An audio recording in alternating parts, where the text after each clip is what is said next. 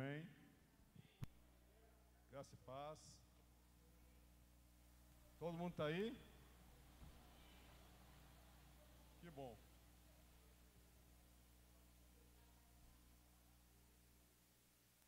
Amém. Se ficarmos em casa, não podemos desfrutar do que desfrutamos aqui hoje, né? Se estivermos em casa, os que estão em casa assistindo talvez não desfrutaram daquilo que nós desfrutamos. Por isso que é bom estar aqui. Por isso que é bom estarmos juntos. Por isso que é bom congregarmos. E assentarmos para ouvir a palavra também é muito bom. Amém? Então vamos assentar. Aí em nome de Jesus. As crianças com a tia Irene, tio Cássio. Se você é criança e quer estar na salinha, não perca a oportunidade. Ali você vai ser abençoado. Amém? Amém.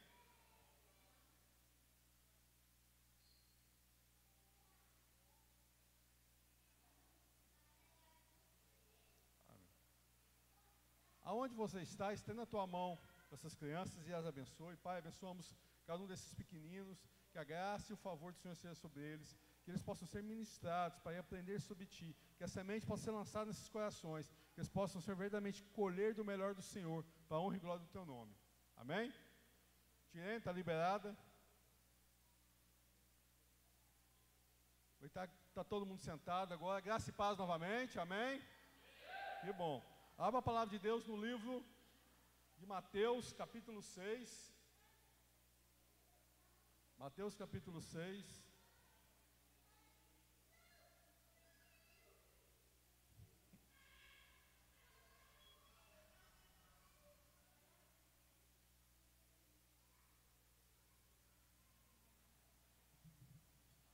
Todos abriram?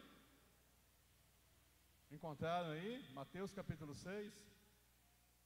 Eu estava em casa e falei, Senhor, o que eu vou ministrar hoje?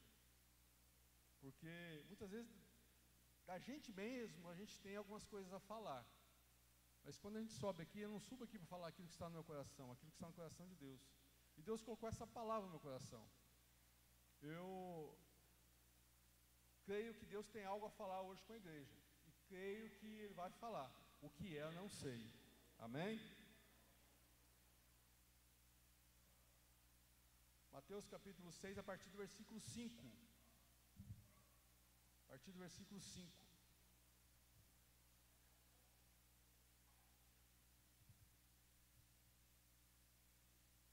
E, quando orares, não seja como os hipócritas, pois gostam de orar em pé, nas sinagogas e nas esquinas das ruas, para serem vistos pelos homens.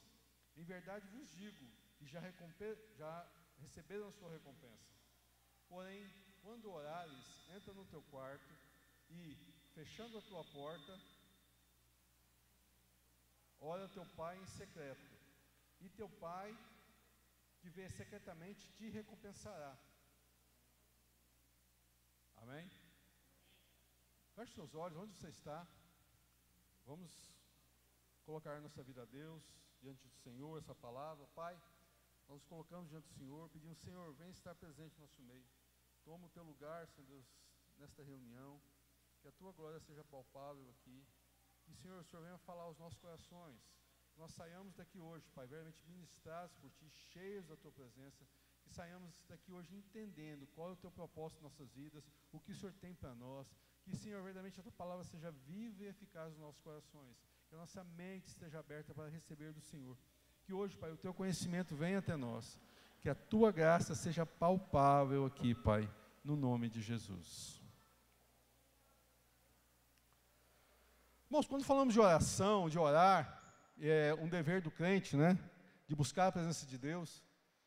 Muitas vezes achamos que é algo difícil. Por incrível que pareça, a oração para muitos cristãos é algo difícil de fazer. É algo complicado. Porque, na verdade, orar não é somente falar aquilo que você pensa, que você acha, que você quer. A oração, irmãos, ela tem que estar fundamentada na palavra de Deus. Quando nós falamos aqui, cantamos aqui nesse cântico, venha me queimar, né? Eu tenho lenha, eu tenho fome, eu tenho vontade, eu tenho desejo. Esse desejo só pode nascer se nós nos achegamos a Deus em oração. se nós o conhecemos. Porque adianta eu desejar algo que eu não conheço, eu buscar algo que eu não conheço, eu desejar ter algo que eu não sei o que é. E como eu vou saber isso? Buscando a Deus. Orando. E por incrível que pareça, muitas vezes não é um costume dos cristãos orar a Deus. Muitas vezes nós só oramos na necessidade básica, né? Amém. Nós só oramos na necessidade básica, no momento de aflição, no momento da angústia. Essa hora nós lembramos do Senhor. Mas a oração, irmãos, ela não é só nesse horário, não é só nesse momento, ela não serve só para isso. A oração é o nosso dia a dia com Deus.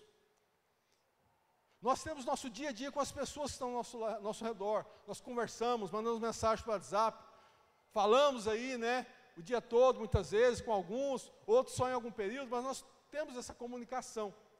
E a oração é essa comunicação com Deus. Ah, pastor, você está explicando isso para a igreja? Sim, irmão, estou explicando isso para a igreja. Porque nós precisamos aprender a praticar isso. Se nós formos buscar na Bíblia a oração, tem vários trechos aqui, eu não pesquisei para dizer para vocês, tem tantos trechos falando de oração, tantos versículos falando de oração. Não. Mas nós vemos em toda a Bíblia esses momentos de oração. Uns mais prolongados, como de Ana, como o de Isabel, né, quando Maria chega perto dela, a própria Maria, quando é consagrada, né, ungida para ter o Filho de Deus, é escolhida ali a oração dela, o cântico dela. Também vemos orações curtinhas, que a Bíblia não nos fala como foi, mas se nós formos no livro de Neemias, quando está diante do rei, e o rei pergunta para ele, e ele pergunta para o rei, o rei pergunta para ele assim, por que você está triste?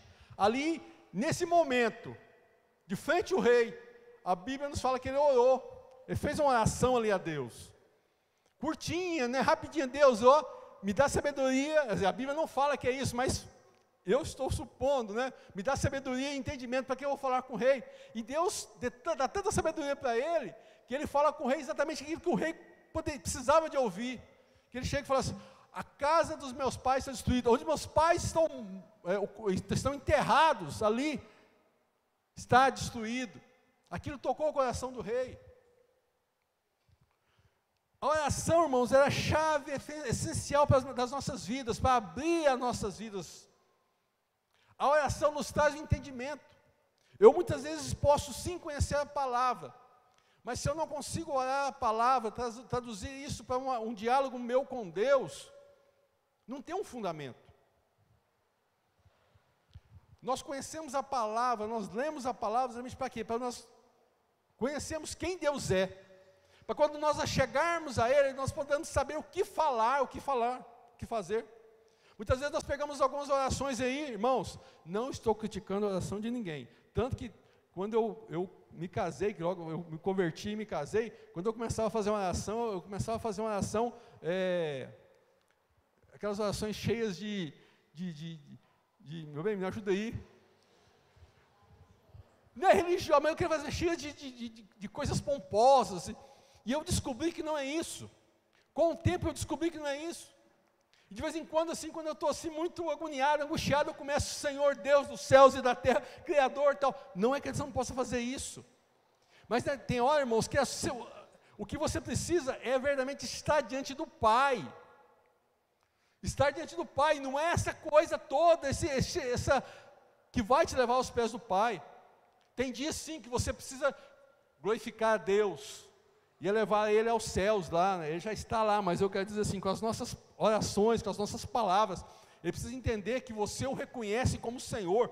Mas tem hora, irmão, que é Pai, é você deitar no colo dele e falar, Deus, agora eu não estou contando nem de conversar direito. O que eu preciso, Deus, é chorar. A palavra até nos fala de uma parábola que Jesus conta, que foi um fariseu e um publicano diante do templo. E lá o publicano, que era um religioso da época, levanta a mão e fala, eu sou um religioso, eu entrego os meus dízimos, eu oro 2 vezes por dia, e fala lá, e eu sou isso, eu não sou igual a esse aqui. que ele, quando chega diante de Deus, né, fala: Senhor, eu sou miserável, eu não posso estar diante da tua presença, mas eu quero a tua presença. Aquele cobrador de imposto lá, aquele homem que tinha um coração, que entendeu que precisava de Deus, não aquele que achava que era Deus, né? O fariseu muitas vezes acha que é Deus, né? Acharia que era Deus. O cobrador de imposto falou: não, Deus, eu não sou nada, mas eu preciso de Ti. O que muitas vezes nós precisamos é isso, irmãos. Porque muitas vezes, eu poderia dizer algo para vocês assim, que a Bíblia nos fala em vários textos assim, que vocês não recebem porque não sabem pedir. Oséias nos fala isso. Vocês não recebem porque vocês não sabem pedir. Malaquias fala isso. Vocês não recebem porque vocês não sabem pedir. Mas hoje, na nova aliança, irmãos, o que nós precisamos entender é que nós precisamos aprender a pedir. Aquela época, o povo talvez não tinha tanta consciência como nós temos hoje. Ele não tinha aquela liberdade que nós temos hoje. O Deus que aquele povo conhecia era um Deus que ficava distante. Hoje nós conhecemos um Deus que está do nosso lado, que está dentro de nós. E quando a Bíblia nos fala aqui, Jesus fala para nós, Jesus fala para o povo, fala para os discípulos: escuta, quando você for orar,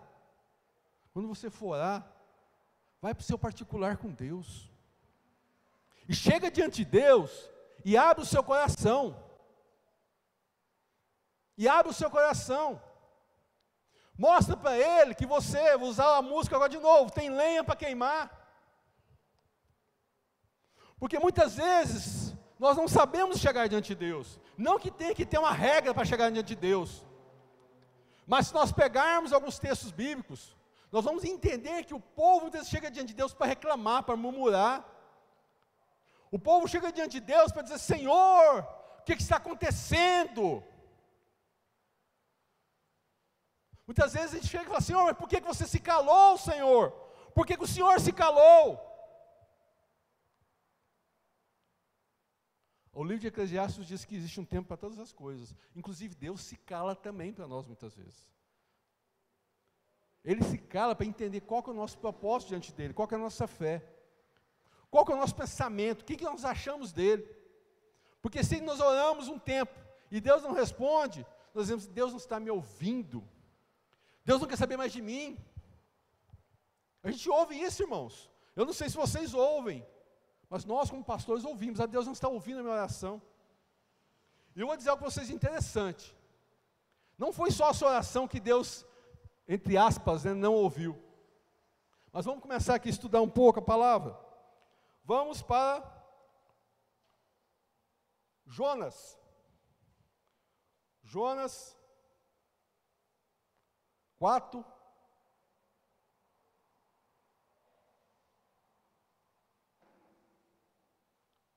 Versículo 2. Vocês conhecem a história de Jonas. Deus manda ele pegar em Nínive, ele capa o gato, né, vaza. Deus fala: não, senhor, volta.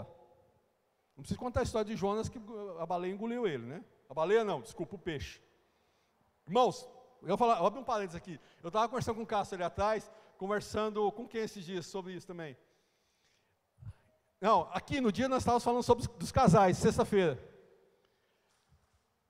Nós precisamos conhecer a Bíblia. Entenda, você precisa ler a Bíblia. Ouvir o que os outros falam, que muitas vezes nós pregadores erramos, muitas vezes nós erramos. E erramos por um pouco de empolgação, um pouco por não conhecer a fundo. E nós estávamos aqui sexta-feira de reunião dos casais falando sobre Abraão e Sarai, né, na verdade.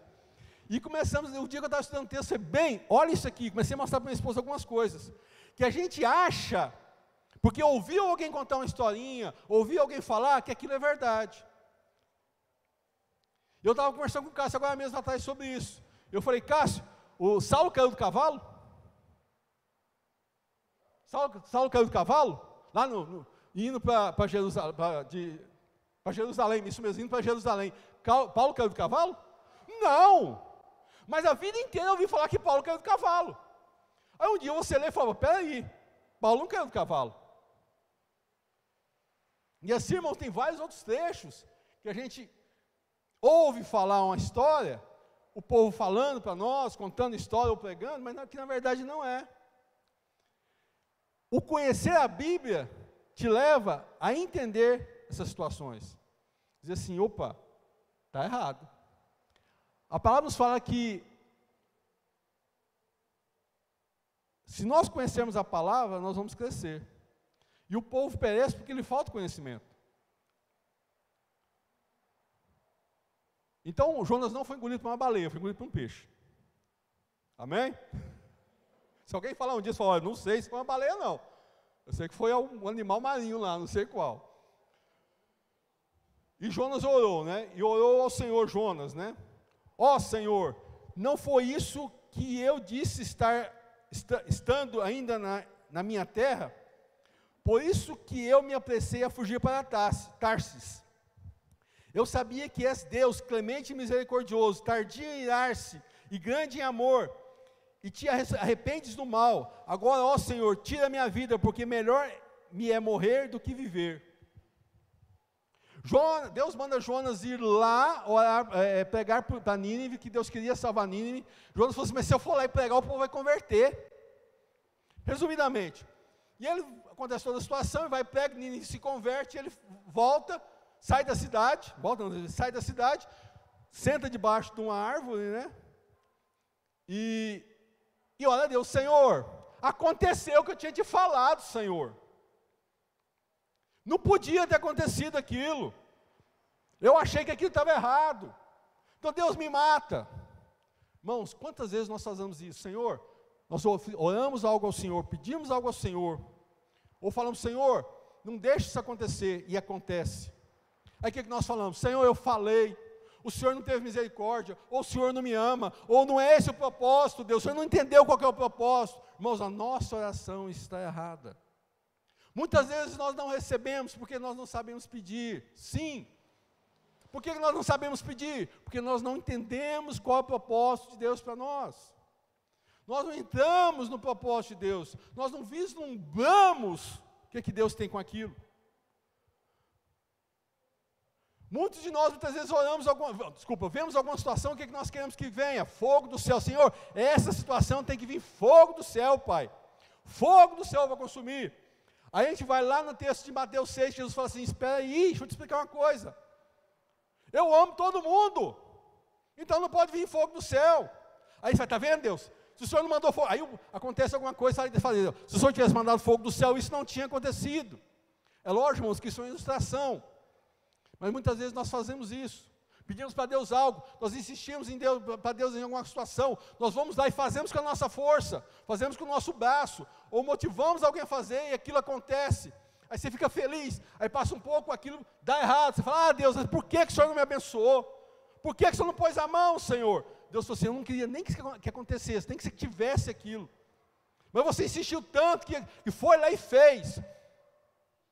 E eu não pude fazer nada, porque quem é o culpado é você.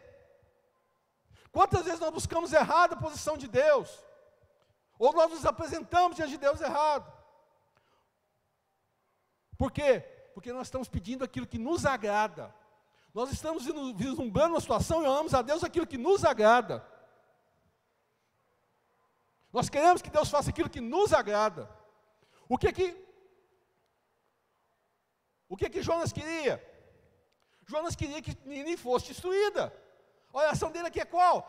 Senhor, aconteceu o que eu tinha falado. Quantas vezes nós não queremos o mal das pessoas? Ou nós queremos ser muito mais abençoados que os outros? Sendo que não é isso que Deus tem para nós. Irmãos, Deus não vai te dar nada que você não possa ter. Então não ore. Deus, eu quero demais namorar com fulano, eu quero demais namorar com aquela menina da esquerda, ali, que era bonitona. Deus fala assim, não, aquela não é sua. Mas você fala, eu quero, não é sua. Ou você fala, Senhor, pode ser ela, e Deus fala, pode ser ela. Qual que é o certo, irmãos? É eu querer, Deus, eu quero. Igual eu vejo, nossa, eu pedi demais uma coisa para Deus, pedi demais, Deus me deu. Aí lá na frente, a pessoa não conta depois, né? Mas acontece algo ruim. Por quê? Porque ele insistiu demais. Irmãos, estejam no propósito de Deus. A sua oração, irmãos, não tem que ser essa oração magoada, triste, chateada. Tem que ser uma oração de busca da presença de Deus. Vamos para o livro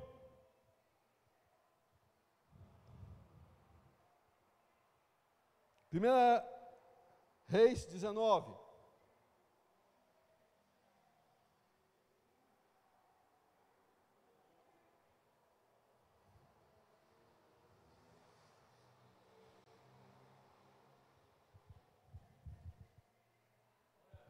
Glória a Deus. Aqui Elias enfrentou os 450 profetas de Baal e Jezabel vem e ameaça ele, e ele vaza para o deserto.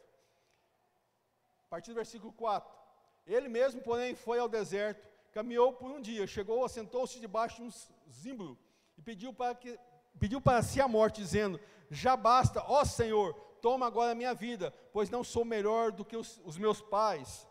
Quantas vezes, irmãos, estamos passando uma situação, nós sentamos no chão, nós olhamos para o céu e dizemos: Senhor, me mata, porque para mim nada mais tem graça nessa vida. Eu conheço uma senhora, que ela teve 4 filhos, separou do marido, só tinha os 4 filhos, eram tudo adultos, e ela perdeu os 4 filhos, ela tem hoje 65 anos mais ou menos, e ela perdeu os 4 filhos dela morreram, os 4. Ela virou para mim e falou assim, ela me tem como um amigo, não como pastor. Ela falou: Robson, eu quase desesperei, eu quase morri.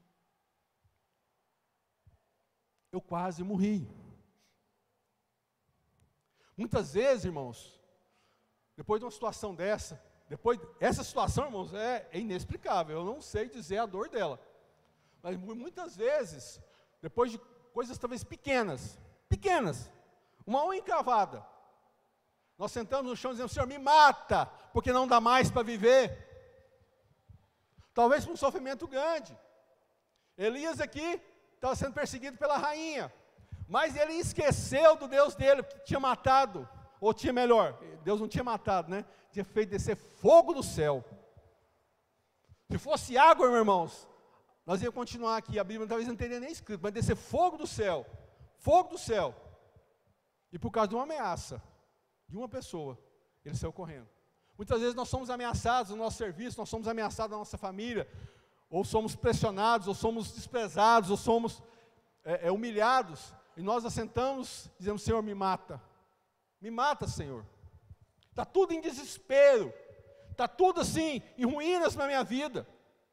Essa é muitas vezes a nossa oração, porque um filho está dando problema, porque um filho está te fazendo sofrer, porque o marido está te fazendo sofrer, porque a esposa está te fazendo sofrer, porque seus pais estão te fazendo sofrer. Você senta e fala: Deus, me mata, nessa vida não compensa viver mais, eu não posso viver mais, Senhor. Vamos para o versículo 11.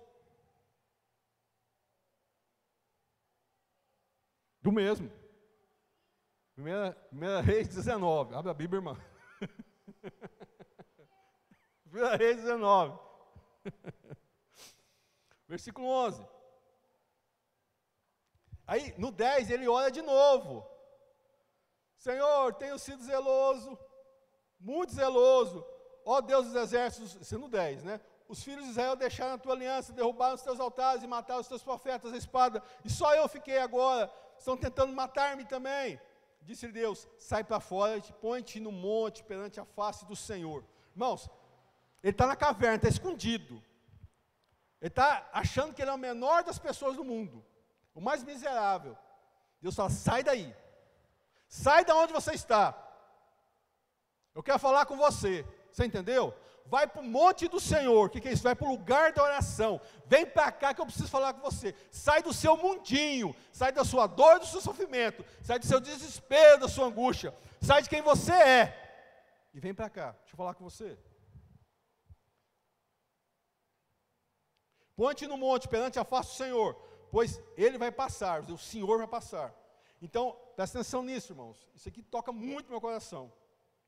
Então, grande e forte vento fendeu os montes e despedaçou as penhas diante do Senhor. Mas o Senhor não estava no vento. Depois veio o terremoto, mas o Senhor não estava no terremoto. Depois do terremoto veio o fogo, mas o Senhor não estava no fogo. Depois do fogo veio uma voz calma e suave. Ouvindo Elias, envolveu o seu rosto na capa e saiu-se e pôs-se a entrar da caverna. Irmãos, nós achamos que muitas vezes Deus está no não. Deus está naquela hora que você para ouvir Ele. Que você entra para o seu quarto, fecha a sua porta, vai para um monte diante do Senhor e para ouvir Ele. Elias, enquanto estava reclamando, você pega o capítulo aqui, o Elias, até esse versículo aqui, Elias estava em crise emocional. Achando que ele tinha que ser destruído, porque Deus tinha abandonado a situação dele, porque ele estava sofrendo demais, porque eu fui o único que ficou aqui, que resistiu a tudo isso, o Senhor me abandonou, eu fui o único que perseverou, Senhor. Ele estava raivoso, desesperado, angustiado. Bem-vindo, viu? Bem-vindo, essa casa é sua, tá? Bem-vindo, essa casa é sua. Muitas vezes nós somos isso, cheios de razão. Porque Deus, Senhor, eu estou sendo judiado naquele lugar, eu estou sendo humilhado, Senhor, eu estou sendo pisoteado, judiaram de mim, Senhor, me maltrataram. Deus falou, vem para cá, vem para a oração, senta aqui, né? Senta aqui, deixa eu te falar, não precisa gritar não. Aí vamos aquela velha história, né? Dizem que os judeus falam isso, né? Por que o povo grita? Deus não é surdo. Deus fala aqui, ó, vamos conversar? Você gosta de quando as pessoas gritam com você quando está conversando? É sério, irmãos, eu não gosto. Deus fala, vem cá, vamos conversar. O que Deus falou para Elias aqui? O que a Bíblia fala aqui com relação a Elias nessa hora? Que não foi naquele alvoroço que Deus estava no silêncio, na calmaria. Jesus, quando está no barco e vem toda a tempestade, o que ele faz? Acalma a tempestade. Para que haja paz. Onde Deus está, irmãos, tem que haver paz. Não é shalom, não é shalom, Deus shalom. Deus de paz. Ele é um Deus de guerra, sim. Mas entenda, no momento da sua oração, no momento do seu buscar a presença dEle, no momento de você conhecer a Ele, é o seu momento de paz. Ele guerreia por você, Ele te levanta nas horas certas para fazer as coisas certas, mas depois que você aprender a conhecê-lo. Porque não tem como eu guerrear, se eu não conheço o meu general, não conheço as ordens do meu general, não sei quais são as estratégias dele. Como é que eu vou guerrear? Chega aqui, eu estou assistindo um filme que chama A Guerra do Amanhã, né? Acho que é esse mesmo, A Guerra do Amanhã. Eu parei de assistir o filme porque eu entrei em crise emocional. Eu falei, não tem lógica. Eles pegam as pessoas, o cara não sabe nem usar a arma e manda para a guerra. O cara vai para morrer. E na verdade não voltava quase ninguém da guerra. Eles transportam as pessoas para o futuro para lutar uma guerra, porque já não tem mais ninguém no futuro para viver. Então pega gente do passado, leva o futuro para guerrear. E não volta ninguém, acho que volta 20%, parece algo mais ou menos assim. Só volta 20%. Você vai e fica 7 dias e volta. Mas é lógico, eu peguei alguém que não sabe pegar uma arma, pegar minha esposa, pôr uma arma na mão dela e mandar ela para a guerra. Eu posso despedir, dar um beijo nela, bem, até nunca mais. Como é que eu vou guerrear se eu não conheço quem é meu general, se eu não sei as estratégias dele, se eu não sei como ele luta e o que ele quer que eu lute? Porque, irmãos, na guerra, uns são o pelotão da frente, são o pelotão de elite.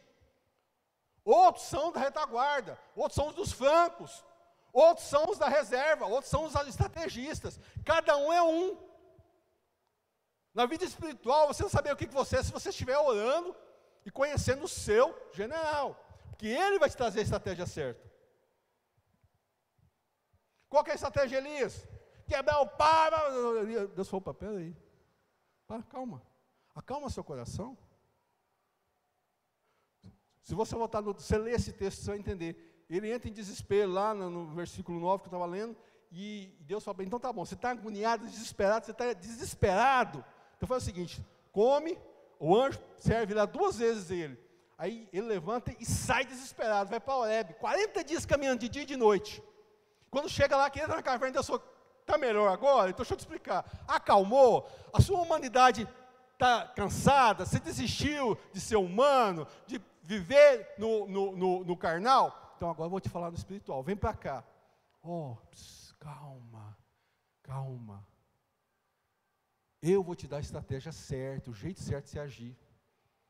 Eu estava vendo sobre um sniper, que ele matou um general coreano. Coreano não, desculpa, japonês. Na Segunda Guerra, japonês. Você sabe como é que ele matou? Eles deixaram ele num lugar, e ele levou 3 dias e 3 noites, rastejando, até chegar no lugar certo, na hora certa, o general saiu, espreguiçou e meteu a bala no general. Matou. Acabou com aquela situação da guerra. Estratégia. Deus nos ensina a lutar com estratégia. Deus é um Deus de estratégias. E a estratégia, irmão, muitas vezes, é assim. Calma, vamos sentar e achar o que precisa ser feito. Aonde você encaixa? É isso que Deus quer.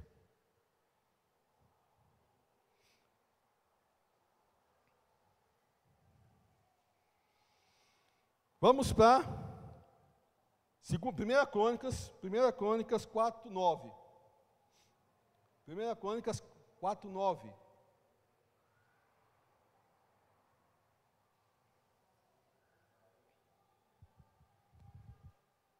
Vamos sair dessa humanidade, vamos partir para a parte espiritual, vamos sair da nossa necessidade humana e vamos entrar no propósito de Deus.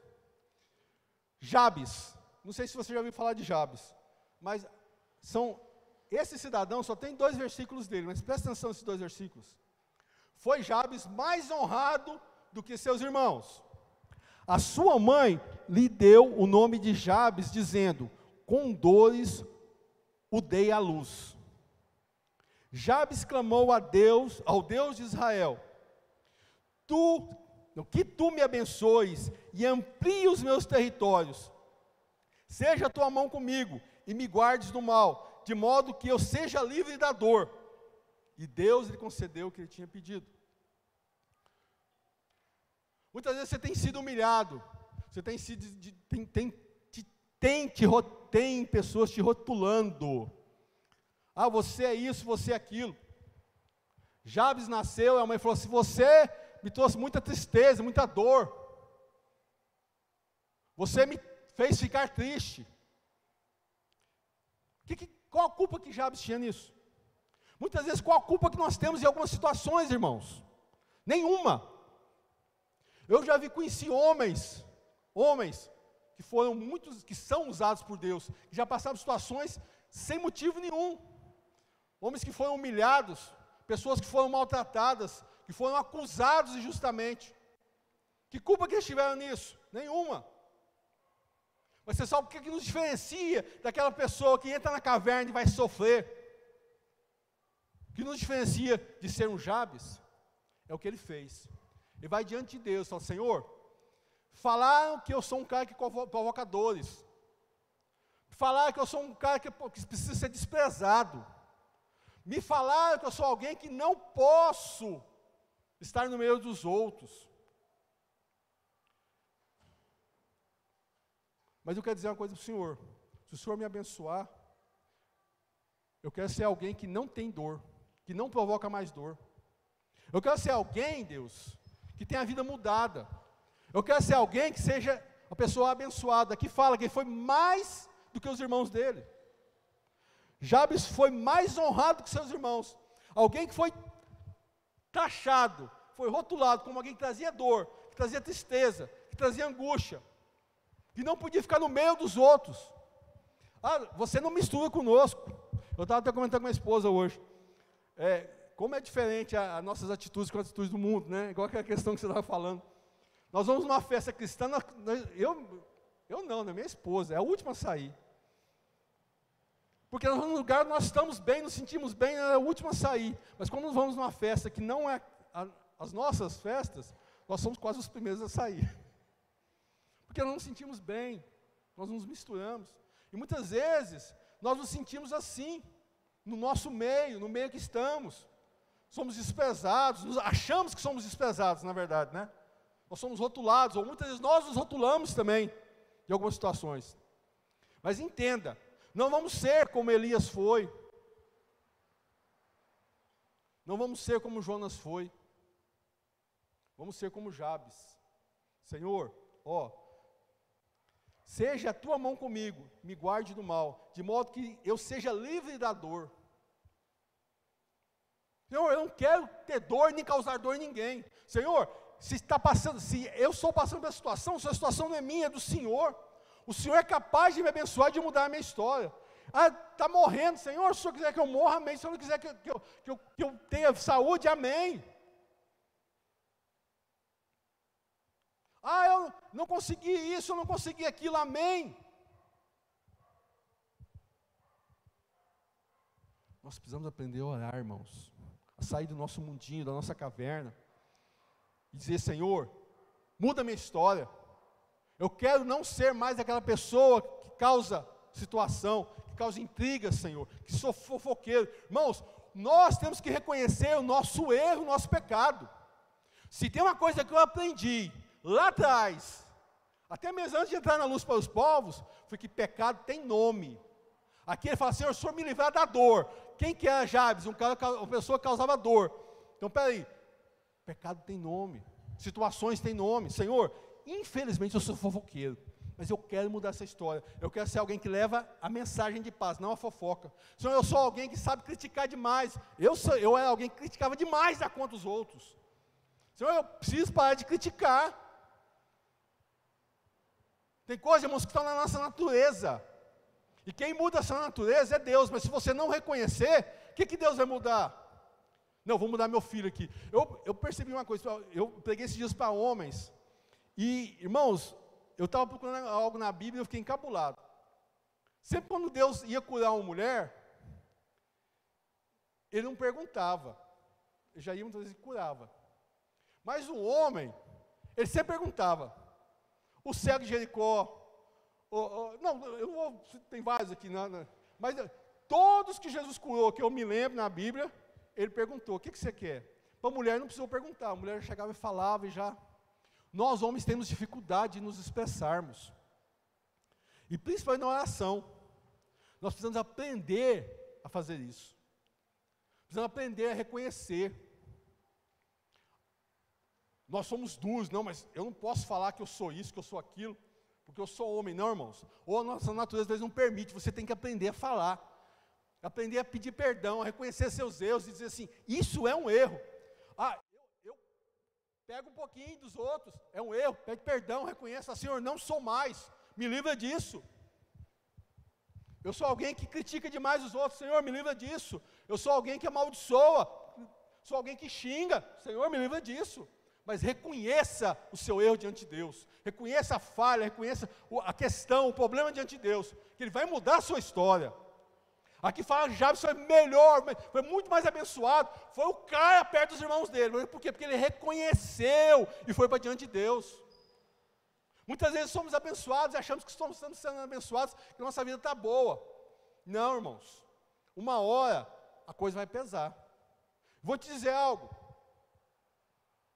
o que você faz na sua vida, ela pode trazer benefícios ou malefícios. Eu costumo dizer assim, no meu jeitinho simples de falar, o que você faz na sua vida, o preço quem paga é você. O preço quem paga é você. Entenda, o que você faz, que você está, que é inerente a você. Pode até atingir outras pessoas, pode até salpicar outras pessoas, mas diretamente vai em você. Então, se você não reconhece, as outras pessoas talvez vão sentir, mas o mais prejudicado é você. Sua questão, seu problema, o único prejudicado é você. Só você que vai sentir isso. Isso vai te arrastar por muito tempo. Isso vai causar o dano em você e em você. Pode, meu filho, pode, mas a dor, a marca, a situação vai ficar em você. Então você precisa caminhar para mudar a sua história, precisa tomar atitude para mudar a sua história. Não é só, Senhor, me muda, porque você sabe os meus defeitos. Tá, eu sei, mas qual que é os seus defeitos? Põe para fora. Reconhece. Toma uma atitude. Se posicione. Opa! Deu um pulo aqui, ó. Aí a história vai mudar.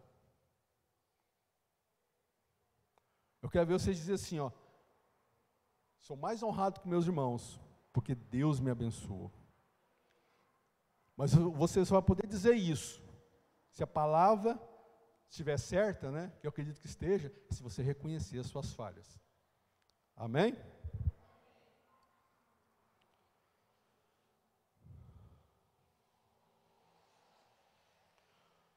Mateus 6, 26. Será que Deus sabe me abençoar? Será que Deus pode me abençoar? Mateus 6, 26. Glória a Deus.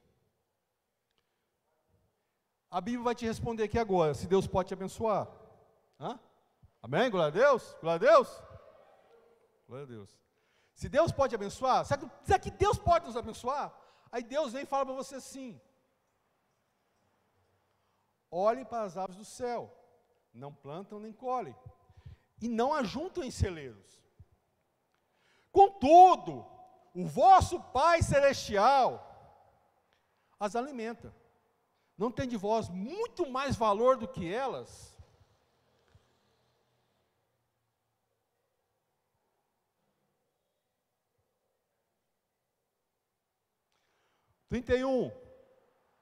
Portanto, não andeis ansiosos, dizendo, que comeremos, que beberemos, ou com que vestiremos?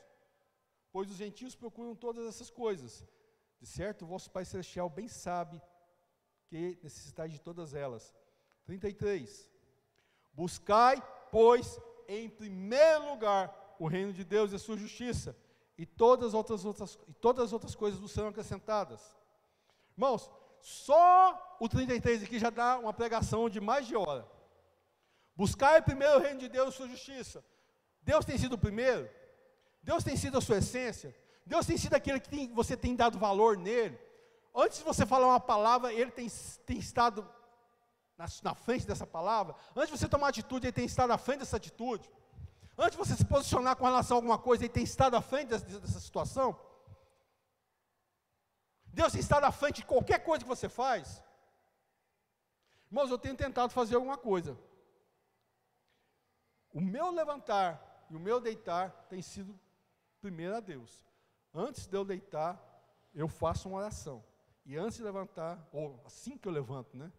Não faço deitado, eu faço uma oração. Eu tenho tentado entregar a minha primícia do sono a Deus e a minha primícia do meu levantar diante de Deus. Preciso fazer muitas outras coisas, preciso na minha vida para que Deus tenha primazia, preciso. Mas eu tenho tentado fazer alguma coisa, e nós precisamos aprender a fazer isso. Buscar primeiro o reino de Deus e a sua justiça. O que é justiça? É saber o que pode ser, o que você pode ter. Vamos entender por justiça. Então Deus agora vai castigar os meus inimigos, vai fazer. Não, irmãos, a justiça aqui é para você. Então, peraí, o que é justiça? O que eu tenho direito? O que é inerente a mim? O que eu posso? Muitas vezes nós não podemos, mas nós queremos. Então, se Deus vai me prover lá, igual está no 26, porque eu estou diante dEle, porque eu estou buscando a Ele, porque Ele está em primeiro lugar na minha vida, em primazia, qual que é a justiça? É a provisão que eu tenho. É justo eu ter isso? É. Então eu vou ter. É justo eu ter aquilo? É. Mas a nossa justiça é Cristo, não é, pastor? É, tá, mas entenda. Essa justiça é de Deus, porque Ele quer te dar. Ele pode te dar e Ele vai te dar. Mas primeiro, entenda, irmãos. Mas primeiro, Ele tem que estar em primeiro lugar na sua vida.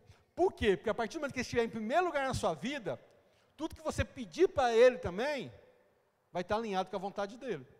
Vai estar no propósito dEle. Então eu conheço a Deus, sei qual que é a vontade dele para mim, tenho ouvido ele, então eu vou pôr a minha vida conforme ele quer. Por exemplo, a Carlinha e o Kleber Júnior, eles tentaram da forma deles, não, vamos fazer isso, fazer aquilo e tal. Deus falou, peraí. E eu acho interessante que tem hora que Deus se cala. Aí você fala, mas Deus se cala? Cala, irmãos, eu vou mostrar para vocês. E Deus se calou. E não é certo, ele falou, agora vai que vai dar certo. Primeiro ele pôs os dois para pôr a primazia, pôs eles para entender que Deus estava em primeiro lugar, que a preocupação deles não era com o que ia acontecer, mas era com Deus. Pôs até o Clebinho para levantar de madrugada, que esse menino é difícil levantar de madrugada. O telefone toca, ele não levanta. É verdade ou não é, Clebinho? Eu falo, levanta, se eu for o primeiro eu vou te abençoar. Quem estava aqui domingo passado escutou o testemunho dele de 45 minutos. Não foi tudo. Eles contaram assim, só passar uma pincelada assim, ó. Mas o que Deus fez? Primazia. Ok? Primazia. Mas tem hora que Deus se cala? Tem, irmãos, tem hora que Deus se cala. Vamos lá para...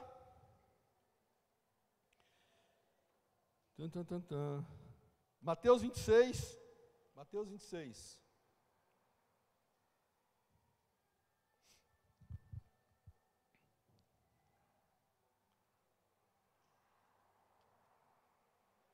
Jesus vai para o Getsemane, amém? Glória a Deus, todo mundo achou? Jesus vai para o Getsemane, e lá o que acontece? Então Jesus disse, a minha alma está cheia de tristeza mortal, ficai comigo para vigiar. Indo um pouco adiante, prostrou-se sobre o seu rosto, orando e dizendo, meu Pai, se possível, passe de mim esse cálice, todavia não seja como eu quero, mas como tu queres. Aí vai para 42, ele de novo, vai lá, indo pela segunda vez, orou dizendo, meu Pai, se este cálice não pode passar de mim, sem que eu beba, faça a tua vontade. Versículo 44, deixou-os novamente e foi orar pela terceira vez, dizendo as mesmas palavras. Deus respondeu? Ele não teve que ir para a cruz? Aqui fala da humanidade de Jesus, de ser humano, de carne e sangue. A vontade dele, acho que se fosse nós, ele fala, vamos ver, né, eu estou esperando, tu não vai falar não? Mas mesmo que a humanidade venha, que o sofrimento venha, você tem que reconhecer, se essa é a vontade de Deus, vamos. Mas Deus se calou, mas se você sabe qual é a vontade de Deus, vai. Se você não sabe, faça igual Abraão, espera. Vai para um lugar que eu vou te mostrar. Chegou lá, fica quieto aí. Mas o que muitas vezes nós fazemos? O que Abraão fez? Abraão estava lá, veio a fome. Isso aqui é fome emocional, fome espiritual até. Querendo algo de Deus. Abraão estava lá, veio a fome na terra que ele estava, na terra de Canaã. O que ele fez? Egito. Para ir para o Egito ele teve que mentir, teve que enganar, teve que fazer um monte de coisa. Quase morre, quase perde a mulher. E Deus não teve misericórdia. O que Deus faz com nós muitas vezes? Tem misericórdia, porque Deus se cala e fala, fica quieto. E nós queremos o quê? Não, tem que fazer. Não, a minha ansiedade, pastor, eu sou ansioso, eu preciso responder, Deus precisa falar, Deus precisa fazer. Gente, se Deus não fizesse, Deus pode me ouvir, eu preciso orar. Pastor, ora por mim, pastor, Deus calou. Talvez Deus quer falar. Porque você não para ouvir. Talvez o seu desespero é tão grande de ter a sua resposta, aí Deus responde. Não, meu filho, não é hora, não é Deus, porque é a hora, chegou o momento, vai descer fogo do céu. Irmãos, tudo tem a hora. Se você escutar e entender, tudo tem a hora. Deus não tarda, Deus não falha, Deus não é homem para que minta, nem filho do homem para que deixe cumprir o que ele prometeu. Ele vai falar, só que você tem que parar para escutar. E a ansiedade do homem não permite muitas vezes que nós o ouçamos. Tem um trecho que está em Oséias 2,14, se não me engano, 2,15. Esse trecho, irmãos, esse versículo me levou por muitos anos na minha vida. Não é que ele não sirva hoje, né? Mas teve uma época que foi minha base. Eu vinha nele. Começava a acontecer alguma coisa, eu vinha nele. Fala assim, Deus fala para Israel, e eis que eu te atrairei. te levarei lá no deserto. Então o que é? Deus chama a sua atenção. Presta atenção, você está ansioso. Oh, vem cá, vou te levar. Vem cá, vamos ali comigo. Vamos ali comigo. Aí quando de repente você olha assim, você está no meio do deserto, você olha para um lado, para o outro, não tem nada, você não pode fazer nada. Você está assim, sem jeito de fazer nada. Em desespero. Aí você para e fala, então tá bom. Aí você olha, Deus está do lado e fala, tá, o que aconteceu? O que nós estamos fazendo aqui? Por que nós estamos aqui? Aí Deus fala, espera. Está calmo? Estou. Então tá. Aí o texto continua, né? Eis que te atrairei, te levarei ao deserto e te falarei ao coração. E lá eu vou te dar todas as coisas que você precisa. Depois vocês leiam. Oséias 2, acho que é 14 e 15. Mas o que Deus teve que fazer com o cidadão, com Israel naquela época? Levar ele para uma situação onde ele não tinha mais esperança. Onde ele não tinha mais esperança. E o que muitas vezes nós precisamos é disso. Infelizmente nós precisamos ser levados para o deserto, para ouvir de Deus. O que nós queremos fazer? Não, Deus, eu vou te dar uma força. Senhor, eu vou te ajudar, o Senhor não está entendendo. Mas eu não oro para ouvir a Deus. Eu oro para que Deus me ouça. Eu oro para que Deus faça aquilo que eu estou pedindo. Para que Deus tome uma atitude igual eu estou achando que ele tem que tomar. Porque eu acho que Deus tem que se posicionar na situação desse jeito. Você já participou de algumas reuniões assim, onde tem o líder, né, lá o chefe, lá seja lá o que for, e ele começa a falar uma coisa, e ele precisa de alguém que o apoie, né, e ele está errado, ou ele está querendo fazer uma coisa que não funciona, e ele começa, de repente vira para você e fala assim, não é, fulano? Você não acha que tem que ser assim, fulano? Aí você fica, e agora? Se eu falar assim, eu estou errado, estou contra toda a situação, mas se eu falar não, eu estou contra ele, e agora, né? Muitas vezes nós fazemos assim com Deus. É o contrário, nós achamos que somos chefes, né? Nos posicionamos como chefe e falamos para Deus, mas não é assim, Senhor, não tem que ser assim, Senhor. Você não precisa fazer assim para a coisa acontecer. Presta atenção, Deus. Se o Senhor não fizer assim, não funciona. Mas orar, para saber qual que é a vontade de Deus, nós não fazemos. Para pôr Deus em primazia, nós não fazemos. Porque nós queremos nos posicionar. Irmãos, eu estou atrasado. Mateus, vamos para Mateus 6, versículo 9. 6, 9.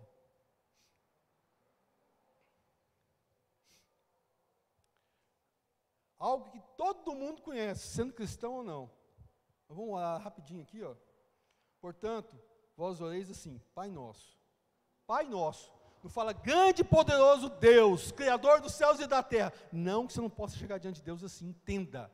Não que você não possa chegar diante de Deus assim, que você não precise chegar diante de Deus assim. Você precisa reconhecer quem Ele é.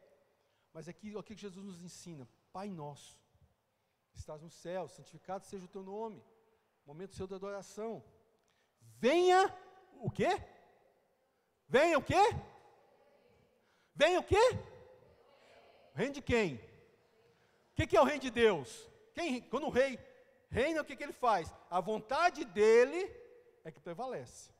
Concorda comigo? Vou falar igual eu falei na última pregação que eu fiz lá para os homens. Alguém discorda aí? Alguém acha que não é assim? Ou alguém pensa diferente? Venha o teu reino. Seja feita a tua vontade, Senhor. Assim na terra, quer dizer, assim na minha vida, como aí nos céus. Se é para vir algo do céu, vai vir algo que o Senhor quer que venha para mim. E se vier algo acontecer, se algo acontecer aqui na terra, vai acontecer porque o Senhor quer. Porque a sua vontade tem que prevalecer aqui, não é minha. Não é minha manipulação, não é o que eu quero, não é porque eu quero, porque tem que ser. O pão nosso, que cada dia nos dá hoje. Isso é reconhecimento da dependência de Deus. Senhor, nos dá o pão de cada dia. Mas o meu salário é muito bom. Mas eu sou concursado no governo. Não posso ser mandado embora. Irmãos, se você pegar Malaquias, se você pegar Oséias, se você pegar Isaías, fala assim, ó, Isaías 51, se não me engano, Malaquias 2 e 3, fala assim, vocês estão comendo, achando que estão se saboreando, vocês ganham dinheiro e gastam e não sabem com o quê. Vocês não conseguem comprar as coisas que vocês precisam. Por quê? Porque vocês não temem a Deus. Porque vocês não põem Ele em primeiro lugar. Então não adianta você ter um grande salário. Eu trabalho com contabilidade. Eu conheço gente que tem dinheiro, irmão, salário altíssimo, que é endividado e não tem nada. Por quê? Porque não tem a bênção. Perdoa-nos as nossas dívidas, assim como perdoamos os nossos devedores. Eu não preciso nem falar isso. Isso a gente fala quase todo domingo, né? E não nos deixe cair em tentação. O que é? Senhor, não deixe que eu volte para aquela vida que eu tinha. Senhor, não deixe que eu passe a ser novamente aquilo que eu era, porque o Senhor me abençoou, porque o Senhor está me dando aquilo que eu preciso, Senhor. Então não me deixe voltar para lá, porque teu é o reino, o poder, agora para sempre, amém. Quer dizer, o Senhor vai reinar sobre a minha vida, o Senhor vai ter o poder sobre a minha vida, e o Senhor vai ser tudo para mim. Irmãos, depois que Deus for tudo isso, acabou. Glorificar a Deus, dizer que Ele é eterno, que Ele é tremendo, que Ele é soberano, vai ser normal, vai ser dia a dia. Você está andando na rua dizendo, Senhor, Tu és tremendo, é soberano, é eterno, é glorioso, está sentado. Mas como é que eu vou dizer isso para Deus? Que muitas vezes nós falamos da boca para fora. O que eu quero que você entenda é isso. O que eu quero que vocês entendam é isso. Vocês reconheçam quem é Deus. Conheçam a Deus e reconheçam quem Ele é. Primeiro você tem que conhecer Ele. Aí você vai reconhecer Ele. Eu estou ouvindo muito sobre a astronomia, né? Astronomia, não astrologia, astronomia. Eu confundo os nomes. Irmãos, se nós formos comparar, nós vamos olhar a grandeza do universo e a pequenez que nós somos, Terra, é algo inexplicável. Inexplicável. A Terra tem 13,5 bilhões de anos-luz. Desculpa, eu falei errado, não foi? O cosmos, eu falei a Terra, né? O cosmos tem 13,58 bilhões de anos-luz. O que é isso? Aquilo que aconteceu há 13,5 bilhões de anos atrás, que viajou a velocidade da luz, está chegando aqui hoje.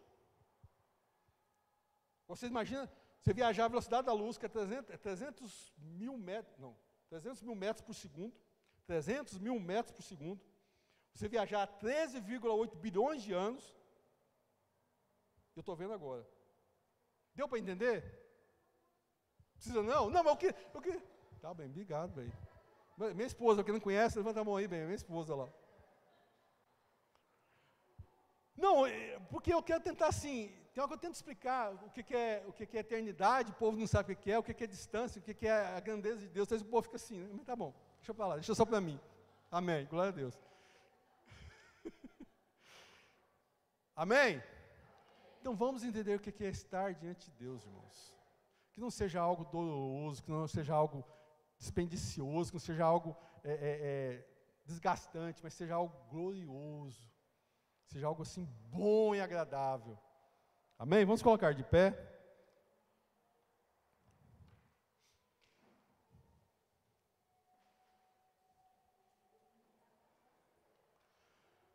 Que verdadeiramente nós possamos falar, Senhor, quero te conhecer.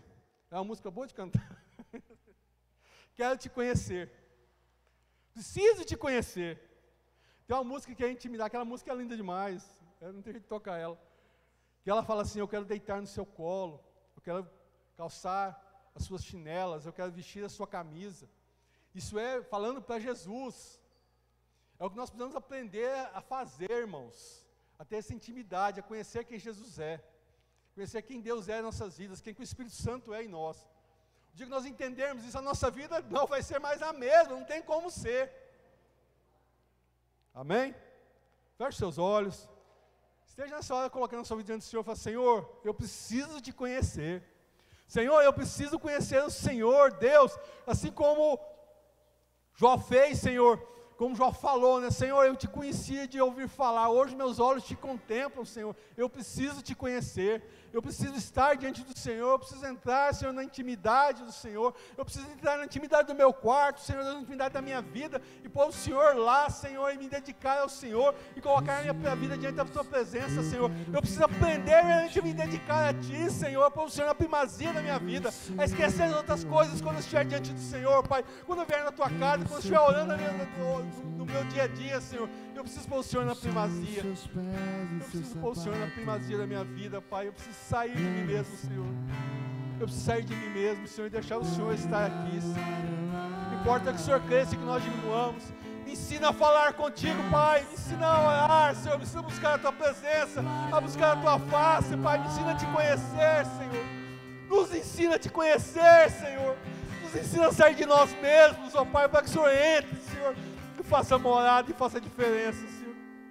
Visita-nos com a Tua presença, ó Pai, visita-nos, ó Senhor, visita-nos, ó Senhor, na intimidade do nosso quarto, na intimidade da nossa oração, Pai, nos visita, Senhor, esteja conosco, esteja ao nosso lado, ponha-nos nos colos, Senhor, ponha-nos no colo, Senhor, fala aos nossos ouvidos, ó Senhor, fala conosco, Senhor, que saiamos desse mundo, Pai, e entramos na Tua presença, Senhor, que Te conheçamos, Pai, em nome de Jesus. Te abraçar, lara, lara, lara, lara, e te abraçar, lara, lara, lara, lara.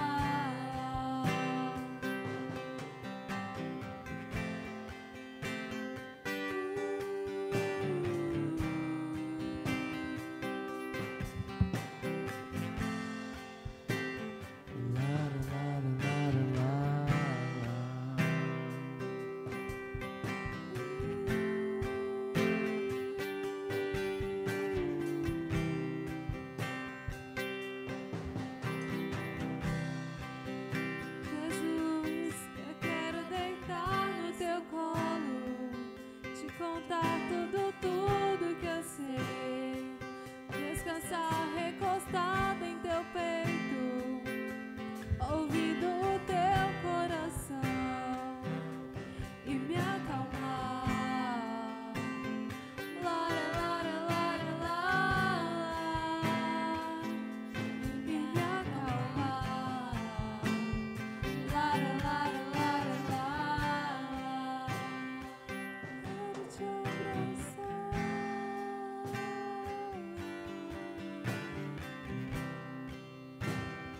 Oh Espírito de Deus,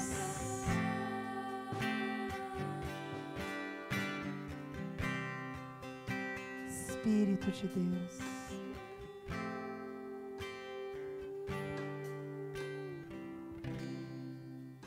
deixa eu compartilhar algo com vocês.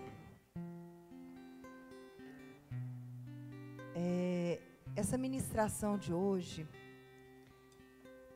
ela é o ápice para alcançar a vida de intimidade com Deus. Porque a oração é diálogo, é conversa. E quanto mais a gente conversa com alguém, mais você conhece essa pessoa. Mais ela vai tendo intimidade, aí você já convida para a sua casa, já senta na mesa, já come da sua comida. Quando você vê, já está vestindo suas roupas, já está dormindo na sua casa, e cria um relacionamento. E para esse relacionamento ter intimidade, a gente precisa querer ter. A gente precisa ter a atitude de ter. Não tem como eu ter um relacionamento com a pessoa só de domingo a domingo aqui na igreja. Não tem como. Não tem como. Por isso que o discipulado afunila, por isso que os departamentos, você acaba tendo mais intimidade do que com as outras pessoas, porque começa a andar junto. Começa a conhecer. E eu quero compartilhar com você algo que nós experimentamos muito nos encontros, nos eventos, né? Jardim secreto, eventos de mulheres, conferência de homens. O que o Senhor nos levou a entender, principalmente na parte de cura interior? Que muitos de nós não conseguimos ter uma vida de oração com Deus, falar com Deus, Deitar no colo. Quantos aqui entenderam a letra dessa música? Isso aqui é a música do Pastor Robson, para quem não sabe. No encontro com Deus, você já pode esperar que é essa aí. Ela fala disso, de te abraçar. Jesus, eu quero, olha, tirar a sandália, eu quero deitar. Isso fala de intimidade. Ninguém está falando de homem e mulher, está falando de pai mesmo. Só que como eu vou revelar a plenitude da paternidade de Deus sobre a minha vida se eu não tive pai? Sabia? Você já parou para pensar nisso? Muitos não conseguem, muitos têm liberdade de falar com Jesus de uma forma extraordinária, mas têm dificuldade de falar com Deus. Porque Deus é pai. Diga comigo, Deus é pai.